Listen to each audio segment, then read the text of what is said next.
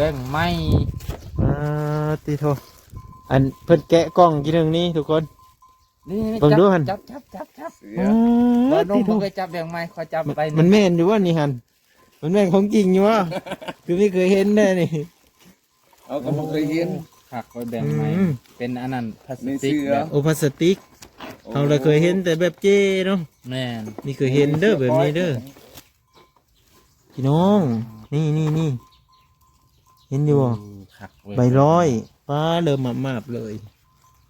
นี่ เสือ3ตัว โอ้นี่เป็น สอง หู ตัว อันนี้นี่เป็นหดมือเขาอยู่ข้างนั้นเลยได้นี่400อู้หักเลยบ่น้องหักกระจับครั้งแรก หนึ่งอย่างดีนี่ดิ แต่นั้นมันหาดน้องเพิ่นนี่นี่ส่งคืนนี่นี่ คืนซะ เอาเกิน ยังอันนี้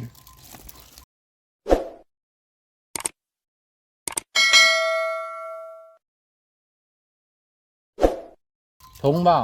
ผมจะส่งไปสั่ง เบิ่งค่อยสิอ่านให้เบิ่งกินตัวนั้นซื้อมาให้เพิ่นฮู้เห็นนำกัน แล้วนี่เงินจ้ะนี่ เงินชัยโย เงินชัยโยเป็นธง สินเชื้อจำนำทะเบียนโอ้อ๋อ เอาทะเบียนไปจำกันว่าอย่างใดธง เงินชัยโย ธงหลายเนาะบ้านเฮาเอิ้นว่าธงแสกเนาะ โดย เอาเบิ่งคักแล้วบ่บัดนี้ว่าสิจับ เบิ่งเลย จับให้แน่ ถ่าย จับกันเด้อ เปิดเกิงมีโชคใหญ่ ใส่ละหนาจะขึ้นเพนอารมณ์ให้มันประมาณน่ะตัวเอากันโอ้มีนมครับแกะก้อนบ่แม่นเอาให้ใจนะอะไรนี่ เอาไว้นี่แหละเป็นไงเอาไปใส่กินนี่บ่นี่ แม่นทูบเนี่ยเอาไว้บูชาพระ มีทูบมีเทน มีกาแฟแสกตั้งครบอันเลยนะ จัดดี มีขนมมัน ๆโดยจัดดีๆก่อน จัดน้องร้อยบ่อยู่แต่ว่าบุญล้นทับไอ้เกิงผู้เดียวเหมือน นางร้อยมาสิตกเจอแล้วเนาะ แม่น ไผเนาะเอามาให้เพิ่นสิว่าน้องบุญมีเพิ่นก็จะกินขนมแล้วน่ะนี่อยากกินขนมแล้วเนาะ ลิ้นอันนี้ลิ้นนี่อันหนึ่งเด้อนั่นแหละลิ้นเลอะก็จะบอกให้หรอกนะเจ้าก็สิเก็บไว้ที่จะสิเบิดสำ ให้ เนีย เบิ่งก่อน เจ้ากะอวยพรอวยใส่ให้พอไป อันนี้อ่ะ เดี๋ยวคอยชี้แจงตัวอีกทีหนึงว่า อันนี้ก็คืออันของคุณพ่อจรูนนั่นแหละที่เราหักเป็นแพงเป็นอินดูมาตลอดเงินติวนะติวว่า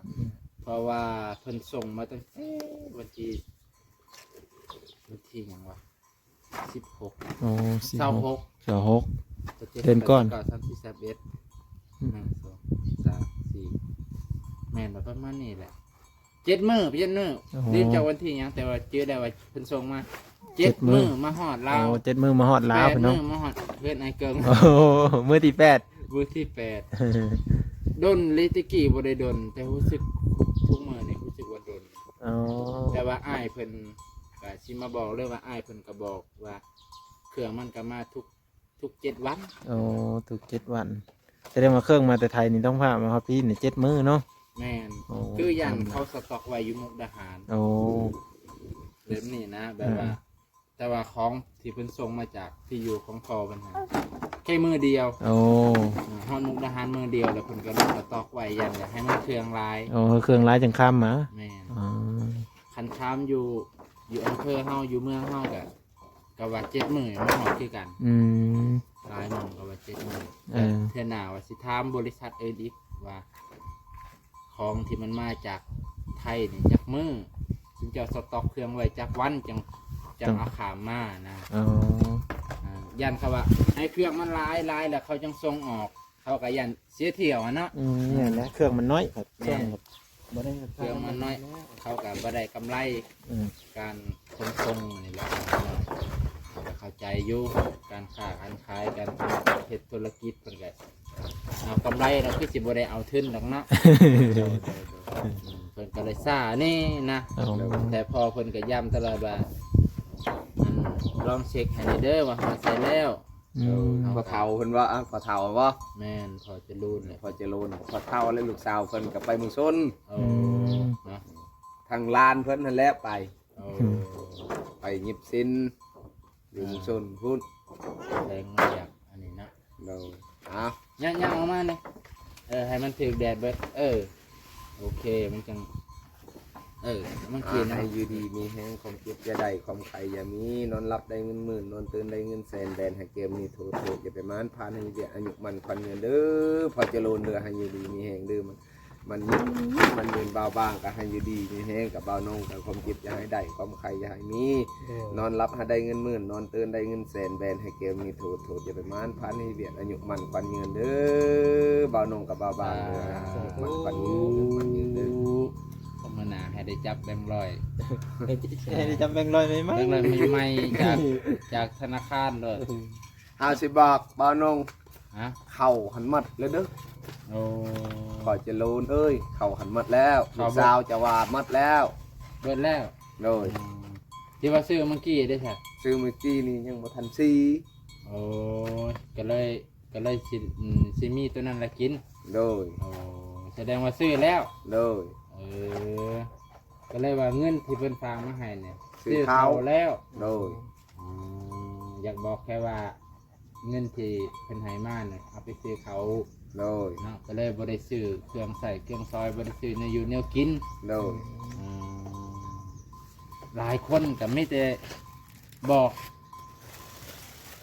ก็บ่ได้บอกดอกคนคอมเมนต์ว่าคือบ่ซื้อแนวอยู่แนวกินซื้อไข่ซื้อมาม่าปลากระป๋องให้ลูกเพิ่นแหน่เพิ่นน่ะ โอ้ โอ้ยคืออยู่บ้านเฮาเนาะ แม่น ก็คันเราแหละเพิ่นกับอยากซื้อความอยากนะอยากซื้ออยากกินเบัดแต่มัน มันมีเพียงพอเนาะ มันบ่เพียงพอคันสิซื้อตัวนั้นผัดว่าขาดตัวนี้ อืม คันไปซื้อแนวนั้นผัดบ่ได้ซื้อเขาแม่นบ่ไอ้เกิ้ง โดย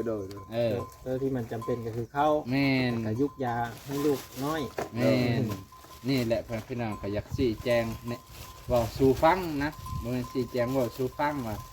คือเขตน้องนี่เรื่องขนมนี่ก็ว่าจำเป็นบ่สิว่าจังได๋ อืม มีบุญมีศีลจังได้ค่อยได้กิน ว่าซั่นแต่คันว่าซื้อกินแบบได้หลายนี่ก็ป้าตกผู้อื่นเห็นบ้านคันว่าไง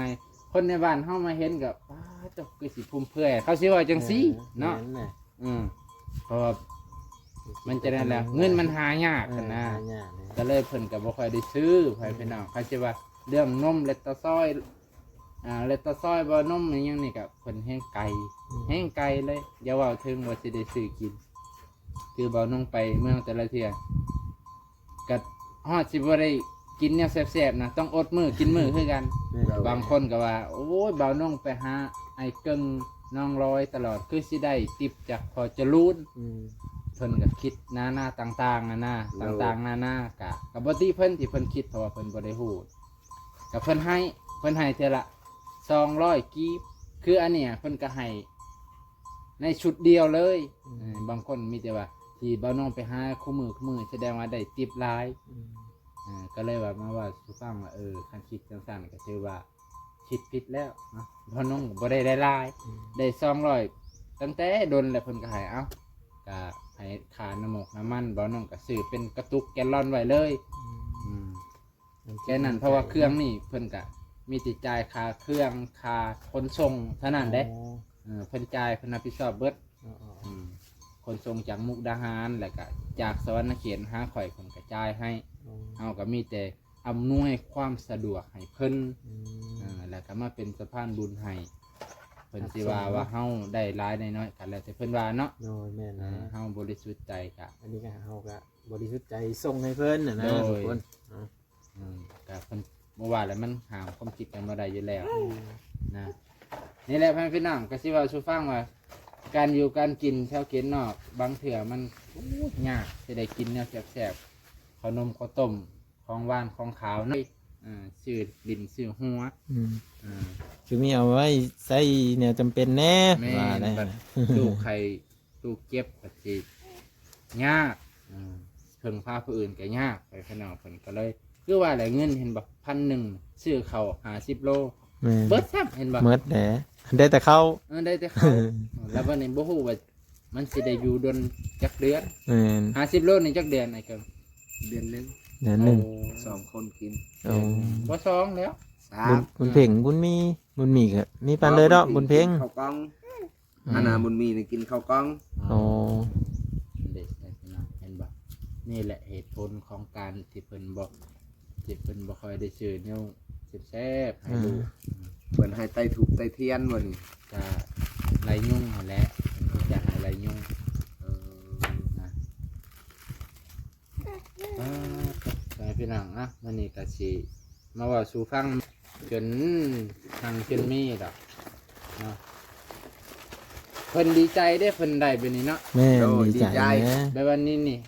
แต่เกิดเป็นคนเฮาบ่เคยได้จักเทื่อ ข้อยสิถามไอ้เกิงนี่ขนมเป็นแพ็ควันนี้จะเคยซื้อให้ลูกกินบ่เอาซะ บ่ น่ะ เพราะว่าหยัง เพราะว่าบ่มีเงิน บ่มีเงินแหล่งเงินเดี๋ยวเฮาก็จำเป็นเนาะ เลย จำเป็นสิไปใส่ตัวอื่นบ่ว่าเด้อพี่น้องอยู่บ้านบ่น้องนี่งานดองงานงานแต่งซะงานแต่งงานเพื่อนดีเนาะ เลย ป้าด เรียนติดเรียนมือ ติดตั้งแต่บ่น้องอยู่ช่วงนี้ พอเจะรูน สอง ซื้อ อาทิตย์ ให้นี่โน่นนี่เนาะ ติดเด้อพี่น้ น่า อง ได้ชื่อนี่ อันนี้คือชื่อบริษัท ใส่ใจเหรอหรือใส่ ไซโย ใส่โย นี่แหละพี่น้องบรรยากาศก็เลยว่าคันได้กินไปเนี่ยดีได้เด็กหน่อยแต่บ่ฮู้ว่าบุญมีเราสิกินได้บ่นมแบบนี้เนาะ จังหวะ เพราะว่ามันเป็นมันเป็นทัวร์กับรสสตรอเบอรี่ โอ้ก็น่าจะมีแพทองดอกเนาะ ลองให้กินหน่อยหนึงก่อนจะได้ว่าท้องเสียท้องนั่น นม2แพ็คพี่น้อง สามสี สี่ โอ้ดีทงคุณนะ ขนมนี่ก็ ขนมนี่ก็ มีแต่ท้องมาจากไทย สาม แต่เขาเกิ่งว่าตั้งแต่เกิดไม่เคยได้แบบนี้เด้อ โดยบ่แต่เกิดบ่เคยได้แบบนี้ ก็บ่ได้ว่าครั้งแรกเพิ่นก็ได้ สบู่ เรื่ ใน อยๆ ซองก่อน เอา อันนี้แหละเป็นบุญใหญ่ลมทับเป็นเกิ้ง โดยสาธุและ ไม่มี ขอยก ได้ อ ผู้ ทดสอบ ที่ว่าเจอบุญมาเฮ้อหาแบบนี้เนาะว่านุ่งเนาะ แม่น หาได้ยากได้ กับเรื่องหนึงก็สิเว้าสู่ฟังเลยเนาะ โดยว้าวโลด อันที่พ่อแม่พี่น้องนี่จังไดเลยที่เพิ่นคืนนี่เบานุ่งก็ได้อ่านคอมเมนต์หนึงเนาะเพื่อนพี่น้องสิบอก สบู่ สู่ฟัง สาม เลย ก้อนเด้อ 3ก่อนตาไว้หั่นแหละตาไว้หั่นแหละ ก่อน สามก้อน เดี๋ยวบอนุ่งว่าสู่ฝันก่อน คอยสิเว้าสู่ฟังเอาลิ้นตัวนี้ร้อยมันมีผู้หนึ่งอันนี้เจ้าก็ลองคิดเบิ่งเนาะเพิ่นคอมเมนต์ เพิ่นคอมเมนต์มากอะอันเบาบางชาแนลก็ลองอันวิเคราะห์วิจัยเบิ่งว่ามันแม่นหรือบ่แม่น ออกความคิดกันเห็น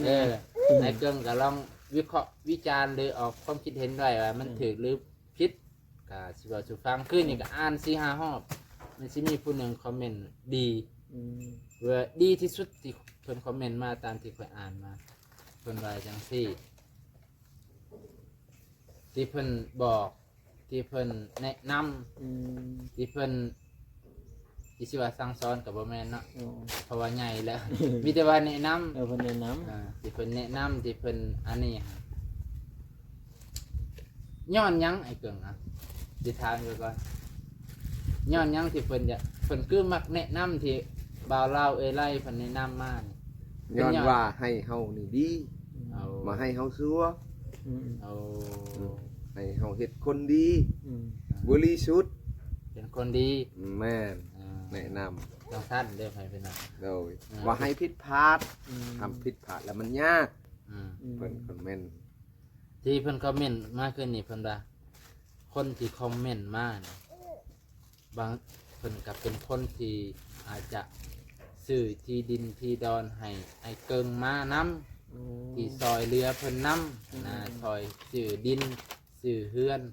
เกตเฮือนนั่นแหละว่า อุป มัน กร สิ ณ์ต่างๆเนาะ อุปกรณ์ต่างๆที่เพิ่นแนะนำมาเพิ่นว่าคนชมเบานุ่งแค่5-6คนบางทีอาจจะบ่ได้ซอยหยังเลย แต่คนที่ติที่เตียนที่ตรงนี้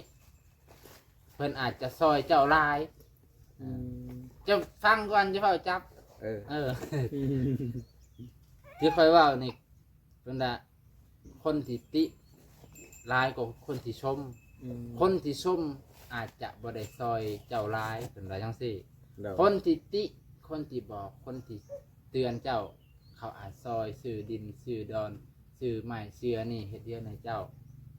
เพิ่นว่าจังซี่ โดย ด้วยความหวังดีเพิ่นว่านะเพิ่นก็เลยบอกเพิ่นก็เลยแนะนำมาข่อยก็เลยคอมเมนต์ตัวนี้คือ คือคัก ตำอกตำใจเลยก็เลยว่ามาว่าสู่ฟังว่าอาจจะแม่นคนที่ชมคนที่คนที่มักเจ้าอาจจะบ่อาจจะน้อยอาจจะบ่หลาย โอ้เนาะ คนที่เตียนคือเพิ่นอาจจะหวังดีบางเสียเพิ่นอาจจะเคยซอยเจ้าหลายๆอย่างนะเพิ่นก็เลยอยากติเตียนบ่แม่นติเตียนดอกเตือนบอกแนะนำอยากให้เจ้าพัฒนาขึ้น อยากให้เจ้าไปว่าเฮ็ดจริงทำจริงว่าซั่นเถอะ โดย มีเยอะอยู่เก่า พัฒนาขึ้นอีก แน่ แน่ คือเก่าอยากให้พัฒนานั่นแหละ โดยโดย ที่เพิ่นบอกน้องร้อยกะจักเทื่อจะได้น้องร้อยกับเด็กน้อยอยู่แต่ว่าหอยคันสร้างครอบครัวแล้วมันบ่ได้น้อยเด้ มันก็ต้องพอทุกอย่างนะ คันได้ผัวเลยมันก็ต้องหอยคือความได้ผัวแล้วมันก็ต้องพร้อมแหละต้องเป็นผู้ใหญ่ขึ้นแหละเพิ่นก็เลยอาจสิแม่นคอมเมนต์ตามคอมเมนต์นี่อาจสิแม่นตามเพิ่นเว้าอีนี่ โดย ว่าน้องก็เลย เพิ่นก็น่าจะเห็นแล้วคันว่านั่นน่ะเนาะ เพิ่น โดย เพราะว่าการใช้ชีวิตของพวกเราเพิ่นแต่ละมื้อบางทีบ้างก็มาอัปเดตดิ โดยชื่อ ตัวนั่นแหละแต่เพิ่นเห็นว่ามันยังคือเก่าอยู่ยังบ่มีการเปลี่ยนแปลงอิหยังประมาณนี้นะเพิ่นก็พยายามทุกอย่างไปมื้อหน้าแห เพิ่ ละ นก็คิดอยู่ได้ถ้าเพิ่นบ่ซอย ถ้าพอจะรุ่นบ่ซอยก็สิว่าอยู่ได้บ่ บ่ได้ นี่อะไรจังว่าอันพอจะรุ่นบ่ซอยก็สิอยู่บ่ได้นะ อันนี้นี่ก็คือแบ่งเบาไปอีกหลายเติบ แบ่ เด้ งเบาไปหลาย เป็นสบู่เป็นอันนี้นี่ก็บ่ได้ซื้อนี่เพิ่นเอาให้ อันนี้ก็มาเว้าคอมเมนต์สู่ฟังนะว่าพ่อแม่พี่น้องก็ลองไปไล่ๆคอมเม ทึ น ก ต์ ทึก ไป ทึก อ่าน ทึก ไปอ่านคอมเมนต์ที่เพิ่นคอมเมนต์ให้เบิ่งคลิปตัวว่าเพื่อ FC น้องร้อยจะเปลี่ยนแปลงและพัฒนาตัวเองเพิ่นว่าซั่นก็คือแบบอยากหักทรงหักษาอันสิ่งของที่เพิ่นให้มาหั่นนะ หนาเนาะ แต่ก่อนนะเขาว่านางร้อย เอาอันนี้เอานั่นให้น้องร้อยบ่อยากรักษาอะไรอย่างซี่คือกับความสะอาดเพิ่นก็บ่อยากบ่ค่อยปานใดบ่คือว่าง่ายบ่คือน้องแดงเพิ่นก็เลยจังซี่แหละน้องร้อยก็เลยว่าสิเปลี่ยนแปลงเพิ่นว่าจังซี่ FC ก็ดีใจแล้วบัดนี้ดีใจไปว่าโอ้น้องร้อยสิเปลี่ยนแปลงแบบคนกลับมาหักคือเก่าอ่ะนะ อันนี้เราไปชื่อแป้งเลยนี่นะ กลับมาแพงกลับมาเอ็นดูหลายขึ้น เราซื้อแป้งแล้วเราจะไปซื้อแป้งทา โอ้จะแต่งตัว แต่งตู้เราก็มือในแต่งตู้เราได้ส่งใหม่เสื้อไหมเราใส่ บางเทื่อ FC ก็ว่าให้ดูลูกให้ดูแลลูกดีๆว่าซั่นให้เบิ่งลูกให้เบิ่งแย่งให้เบิ่งแย่งลูกให้มันคัก คักแถวซ้ำคัก ๆเจ้าของนั้นบ่คักก็ย่าเพิ่นน่ะFC ก็แนะนำหลายแนว เพิ่นก็เป็นโฮงผู้น้อยนี่แหละ เป็นน้อยน้อยเพราะว่าย่านคือนี่แหละย่านเจ็บไข้ได้ป่วยมันยาก โดย จะหายามื้อนี้ก็สิซ้ำนี่ไปพี่น้องเว้าสุพังเว้าหลายได้มื้อนี้เพราะว่าอยากให้มันอยู่ในคลิปเดียวเลยบ่น้องก็สิบ่ได้ตัดหยังหลายให้พี่น้องมื้อนี้ก็ ไปพี่น้องเนาะหลังจากเพิ่นได้รับเครื่องรับของแล้วได้นี่ก็เครื่องของเพิ่นก็หลายสมโขนพ่อพี่น้องเอ้ยผู้รักผู้ใหญ่จากประเทศไทยแม่นบ่ว่าน้อง ดู โอ้จากประเทศไทยพ่อแม่พี่น้องพอจะรู้เนาะมันได้มีน้ำจิตน้ำใจซอยเหลือแบ่งเบาพระเท่าเกิ้งนี่แหละพ่อแม่พี่น้อง FC ก็ดีใจน้ำเพิ่นเด้อพี่น้องเด้อคอมเมนต์ดีใจน้ำเพิ่นเนาะนี่เห็นว่าขอให้ผู้รักผู้ใหญ่เพิ่นอยู่ดีมีแห้งเนาะสุขภาพแข็งแรงและเพิ่นได้ซอยเหลือครอบครัวพระเท่าเกิ้งอีกด้านหนึ่งเนาะบ้านหนองเนาะ เอ้าคลิปหน้าพ่อกันเมื่อพ่อพี่น้องคลิปนี้กะสบายดีเด้อเท่าเกิงเด้อนี่มากับบ่าวหนุ่มกับเก้าพ่อพี่น้องสบายดีบ่าวน้อง เอิ้นพ่อเฒ่า